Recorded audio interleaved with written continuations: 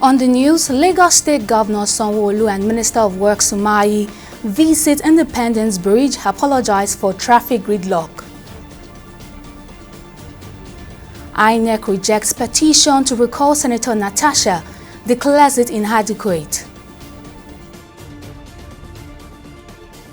Tribunal dismisses Ighodalo's petition, affirms Okpebholo as Edo State Governor.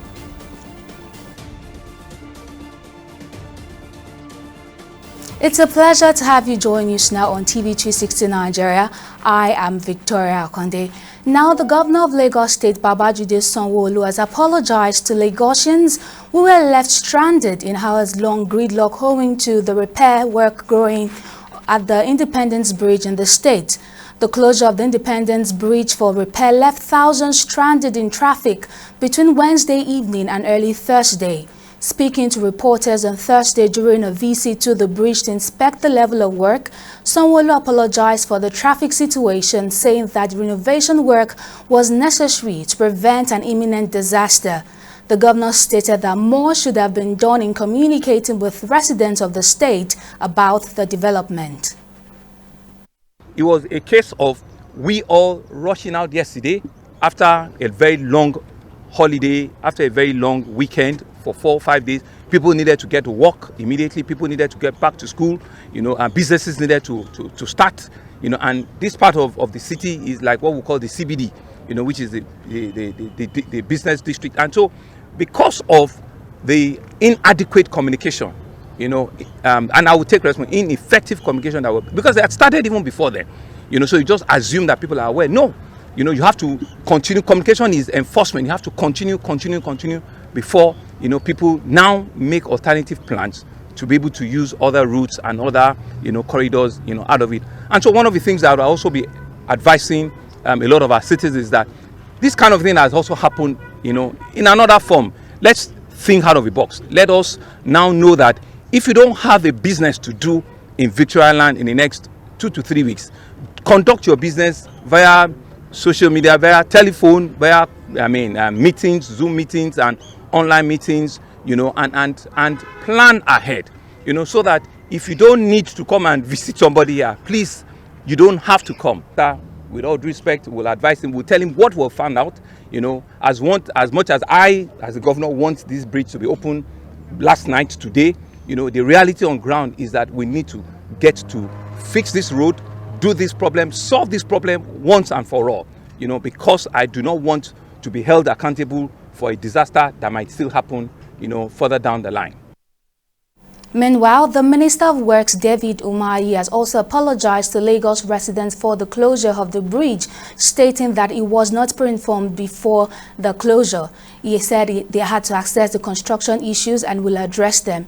Instructed all controllers not to close any bridge without first conducting a thorough inspection and ensuring necessary measures are in place. Umahi assured that the bridge will be temporarily restored for 3 days, after which a 2-week reassessment will be conducted to finalize its full rehabilitation. I've looked at the structural problems. I'm aware of it. We designed the rehabilitation, but unfortunately, when the bridge was to be closed, I was not informed. The controller did that on her own, and it's very unfortunate. And so I used the opportunity to warn all controllers and engineers all over the country, never you close the road or close any bridge without running it through the PAM Secretary, who will seek for the permission from the Honorable Minister of Works. And so there will be consequences, disciplinary action for this. And so let me apologize to Lagosians and to Mr. President for the trouble this closure, caused the entire Lagosians and of course the nation. And I take responsibility for it, even though I did not order it, but every action by any staff of Ministry of Works, I take responsibility for that. So I'm not shying away from, the failure that this closure, sudden closure, we call it, cost. if we're to do this properly, there would be a different kind of method statement would have deployed and wouldn't have necessitated to total closure. And even if we're going to close, we would have done it in such a way that we take 3 days, Friday, Saturday, Sunday, and then we would have put in place the remedial work that will be necessary.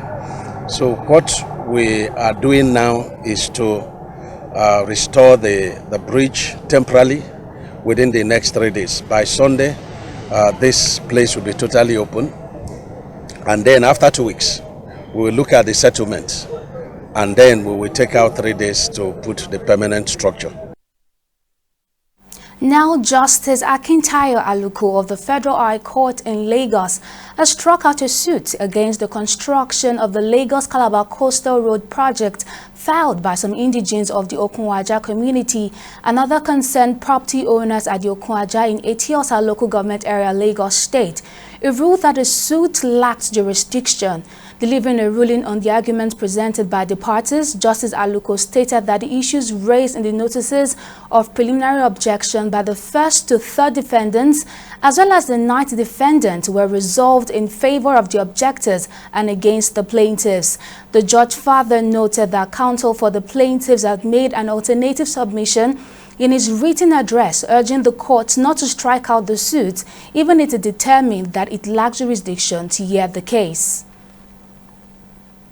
And the Independent National Electoral Commission, INEC, has rejected the petition to recall the senator representing Kogi Central, Natasha Akpoti-Uduaghan, has not met the requirements. In a short statement on Thursday, the Electoral Commission said the petition to recall Senator Natasha did not meet constitutional requirements. In an updated statement, INEC cited Section 69, subsection A of the Constitution, which stipulates that a petition to recall a senator needs the signatures of more than 1/2 of the registered voters in the lawmaker's constituency. The development comes weeks after the electoral body rejected the petition to recall the embattled lawmaker, citing missing contact details. The petitioners later submitted the missing item, a fact INEC acknowledged. And the Edo State Governorship Election Petitions Tribunal in Abuja has upheld Monday Okpebholo's victory in the September 21, 2024 governorship election, affirming him as the duly elected governor. A three-member panel led by Justice Wilfred Pochi dismissed the petition filed by the People's Democratic Party (PDP) and its candidate Asue Ighodalo challenging the election results. In its ruling, the tribunal stated that the petitioners failed to provide competent witnesses to substantiate their claims of non-compliance with the Electoral Act. Delivering the lead judgment, Justice Pochi emphasized that the allegations of non-compliance must be proven beyond doubt. The tribunal noted that the petitioners' failure to present key witnesses, including polling unit officers, presiding officers, or even voters, significantly weakened their case, resulting in the dismissal of their petition. Fundamental issue which strikes at the very root of the administration of justice itself in Nigeria. I'm sure you must have heard today when the airwaves were quite rife on rumor about leaked judgments. Yes. Now, that was why I'm actually granting this interview, because I came here and I would have been surprised if what they rumored turned out to be true. It's unfortunate that when you read those so-called leaked judgments, they were written by lawyers. So it appears that there are lawyers who are out there to tear down the judiciary. If we destroy our judiciary, then we have nothing. Not just in election matters, but generally. If we question the credibility of the judiciary and tear it down, then the country is actually finished. Now, with respect to the judgments delivered had absolutely nothing, no semblance whatsoever with all the documents that were circulating yesterday. So it is really kudos to the judiciary, number one, and then especially congratulations to the learned judges of the tribunal. There are 3 stages of the process. This is only the first stage, but we are quite happy on behalf of our client, the governor, that at least we have emerged victorious at this stage. Judiciary is a hope of a common man. I want to thank God Almighty that made this possible. I also want to thank the good people of Edo who voted for us. This is not a news to us because Edo people have spoken before. The court has just reaffirmed what Edo people voted for.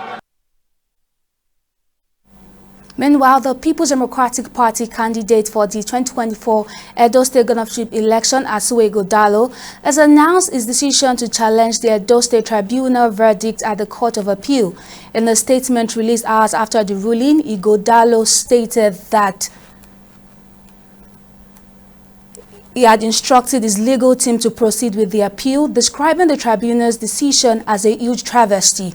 He further stated that his challenge was not for personal reasons, but for the protection of democracy, the preservation of citizens' right to freely determine their future, and the legacy left for future generations. Ighodalo called on supporters and other party faithful to keep the peace and seek the rule of law in their fight for justice. Moving on, as part of activities to commemorate this year's National Police Day, the Borno State Police Command has engaged community leaders in a town hall meeting aimed at fostering collaboration and ensuring a safer, crime-free state. The event held on Wednesday at the Ibrahim Taiwo Divisional Police Headquarters in Maiduguri brought together key stakeholders, including security personnel, community representatives, and members of the Police Community Relations Committee. TV360 correspondent Solomon Josiah completes this report. The town hall meeting served as a crucial platform for strengthening police-community relations, enhancing trust, and promoting collective effort in crime prevention. By fostering dialogue and collaboration, the initiative aimed to bridge communication gaps between law enforcement and the public, ultimately leading to more effective policing strategies. Speaking at the gathering, the Commissioner of Police, Borno State Command, Mohammed Yusuf Lawan, emphasized the importance of community engagement in enhancing security. And this crime don't happen in isolation. The criminals are in community. They are in community, they are not spirits. So the police realize that for us to ensure general safety and security for Nigerians and visitors alike, we need to collaborate with the community. And the only way we can collaborate with the community is by engaging in this annual event of Police Week and Police National Day, which has been approved by the President and Commander-in-Chief of the Armed Forces of the Federal Republic of Nigeria.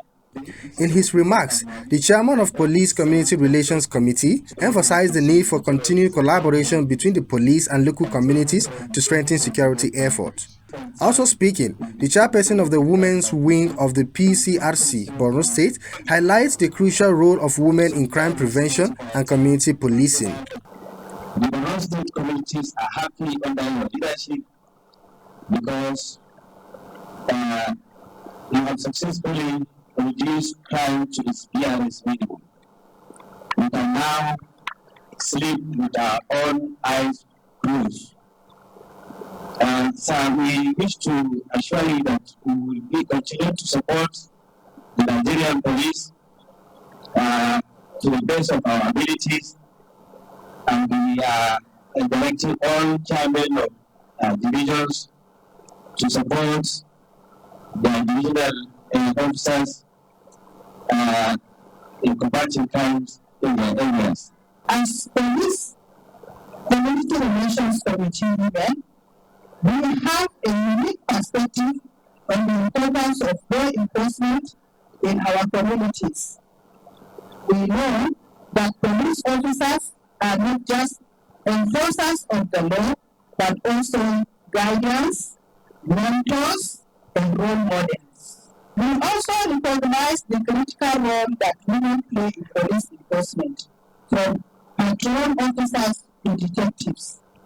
Women bring a unique set of skills, perspectives to the job. They are instrumental in building trust between law enforcement agents and the communities they serve. Committee members who share their perspective on the importance of the event assured their commitment to addressing security concerns to foster a crime-free society. I would like to appreciate the effort of the Borno State Police Command for bringing this kind of things. Engaging with the community is one of the major lines to tackle or stop crime in our society. I would like to appreciate the effort. I want to really appreciate the commander for giving us a great opportunity to come and witness this particular occasion with them, and also to air our own view in terms of this particular opportunity. The event reaffirmed the police command's dedication to working closely with community stakeholders to combat crime and ensure peace and stability in Borno State. Solomon Josiah, TV360, Borno. Moving on, an advocacy group, the Justice and Human Rights Advocates, has accused the administration of Governor Hycinth Alia of Benue State of launching a systematic assault on the state's judiciary, legislature, and the entire citizenry. The group, at a press conference in Abuja, highlighted several incidents, including the violent assaults on judges, disruption of religious gatherings, disregard for court orders, and attempted unconstitutional removal of the chief judge. According to the national convener, Gabi Emmanuel, Governor Alia's actions have created a climate of fear, lawlessness, and impunity, surpassing even the most oppressive military regimes. The group is calling for urgent intervention for democratic institutions, civil society organizations, and the international community to restore the sanctity of democratic governance, judicial independence, and citizen safety in Benue State. The Supreme Court, in its recent judgment concerning Rivers State, highlighted that the absence of a functioning legislature equates to a lack of governance. The situation in Benue is even more dire, with both the legislative and judicial arms under siege, leading to a collapse of democratic governance. We know that except for democracy to actually work maximally, the three arms of government must work, and the checks and balances must actually be at bay. Because despotism or authoritarianism cannot actually be defined other than this, that you emasculate the other arms of government, and it's only your arm, the executive, that is working. Even in military regime, things like this don't happen. So the use of thugs against the judiciary and other institutions is particularly reprehensible. Such tactics not only intimidate judges, officers, or judicial officers, but also erode public confidence in the justice system. In concluding, we say that justice and human rights advocates will call for democratic institutions, civil society organizations, and international community to take immediate cognizance of deteriorating situation in Benue State.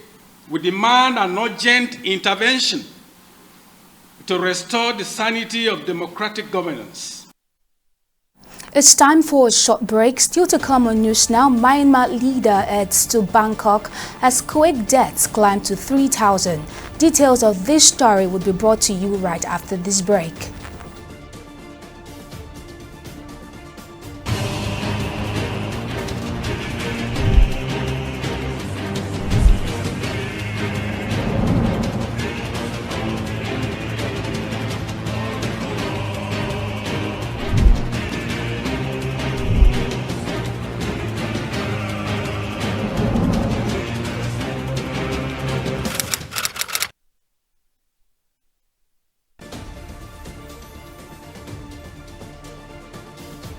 Welcome back. Here's a quick recap of some of our top stories. Governor Babajide Sanwo-Olu of Lagos State has apologized to Lagosians who were left stranded in hours-long gridlock owing to the repair work going at the Independence Bridge in the state. The closure of the Independence Bridge for repair left thousands stranded in traffic between Wednesday evening and early Thursday. We also told you that the Minister of Works, David Umahi, has also apologized to the Lagos residents for the closure of the Independence Bridge, stating that it was not informed beforehand but has assessed the construction issues and will address them. Instructed all controllers not to close any bridge without first conducting a thorough inspection and ensuring necessary measures are in place.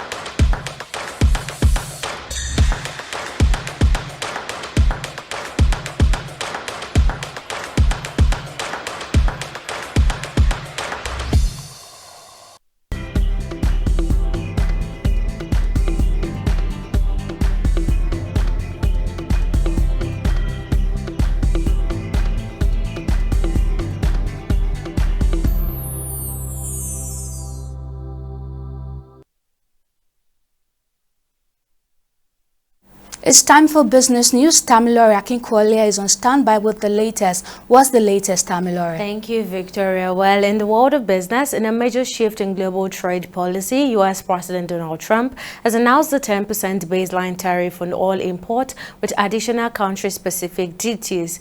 Upon the new policy, Nigeria exports to the U.S. will now attract a 14% tariff compared to the 27% the U.S. claim it faces on Nigerian imports. Now, data from National Bureau of Statistics (NBS) showed that Nigeria's trade with the U.S. totaled 31.1 trillion naira over the last decade, with import accounting for 16.4 trillion or 8.7% of Nigeria global exports.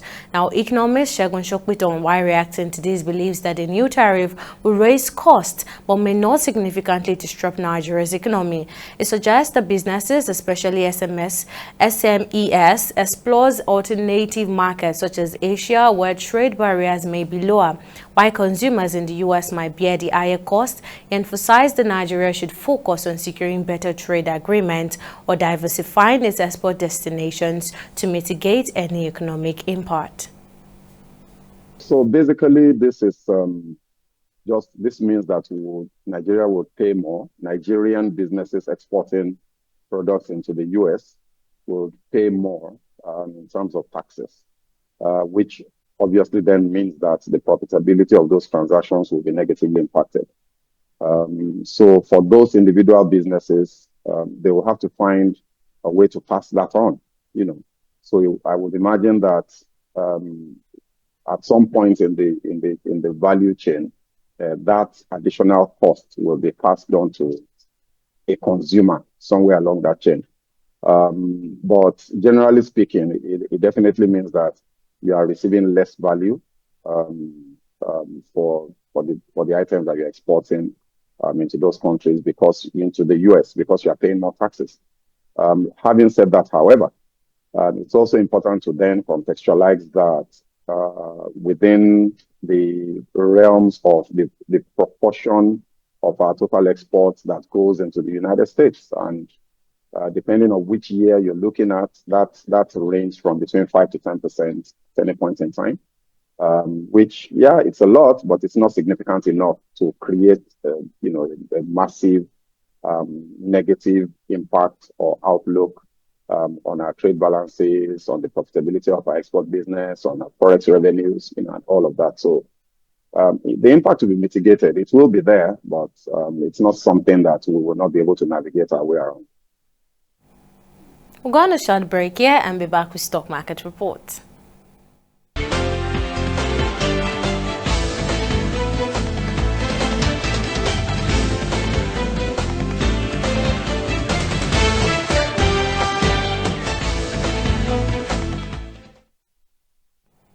Welcome back. Now, the Nigerian exchange NGX closed the third trading session of April with a slight appreciation of 0.01%, bringing the market capitalization to 66.16 trillion. A total of 128 listed equities participated in trading, with 20 stocks gaining, while 32 recorded losses. Africa Prudential led the gainers with 9.76% increase, closing at 15.75 kobo per share, followed by Guinea Insurance. At the close of trading, investors exchanged 397 million volumes of shares across 13,667 deals valued at over 8 billion. Now, this reflects a 9% decline in volumes, a 27% drop in turnover, and a 21% decrease in the number of deals when compared to the previous session on April the 2nd. Now, meanwhile, the global markets ended in the red as U.S. President Donald Trump's new tariff policies weighed heavily on investor sentiment, affecting equities and also cryptocurrencies. In the foreign exchange markets, the naira traded at 1,560 naira to the dollar, 2,020 naira to the Great British pound, and 1,670 naira to the euros on the black market. And that wraps up the latest news on business and stock markets. Back to you, Victoria, for the rest of the news. Thank you very much, Tamilore, for that update. Now switching to the global scene, Myanmar's junta chief Min Aung is in Thailand Switzerland for a regional summit as his country reels from an earthquake that killed thousands and left cities in ruins. The earthquake in central Myanmar last Friday killed 3,085 people and injured 4,715 people, the junta has said. Hundreds more are missing and the toll is expected to rise. Minyang arrived in Bangkok on Thursday, according to newsmen, on the eve of a summit that will gather leaders of the 7 countries that border the Bay of Bengal. His attendance, which was earlier confirmed by a spokesman for the Myanmar army, will be unusual as sanctioned leaders are typically barred from these events. Still on the global scene, a federal judge has permanently dismissed the criminal case against New York City Mayor Eric Adams weeks after the Trump administration directed prosecutors to drop the corruption charges. The move led to the resignation of Manhattan's top federal prosecutor, who accused Adams of striking a deal with the Trump administration to dismiss his case in exchange for immigration enforcement. The Manhattan judge dismissed the case with prejudice, which means the Department of Justice cannot refile the charges against Adams based on the same evidence. Adams was charged with conspiracy, fraud, soliciting illegal campaign contributions, and bribery. He had denied any wrongdoings. Finally, on sports, the Super Eagles of Nigeria moved up 1 spot in the latest men's ranking released by the Federation of International Football Association (FIFA) on Thursday. It was the first men's ranking released by FIFA in 2025. The West Africans moved from 44th to 43rd position. Eric Chel's side, however, dropped to 6th position in Africa. Morocco, Senegal, Egypt, Algeria, and Cote d'Ivoire are the top 5 ranked countries in Africa. Still on sports, the tax fraud trial of Real Madrid coach Carlo Ancelotti came to a close on Thursday in Spain, with prosecutors demanding a 4-year and 9-month prison sentence for allegedly concealing over 1 million euros in income from image rights. The 65-year-old is accused of creating a complex system of shell companies to hide his earnings from 2014 and 2015 during his first stint at Real Madrid. Prosecutors claim he only reported his salary, omitting his image rights and real estate income. And that wraps up our bulletin on News Now. Many thanks for joining us. See you next time.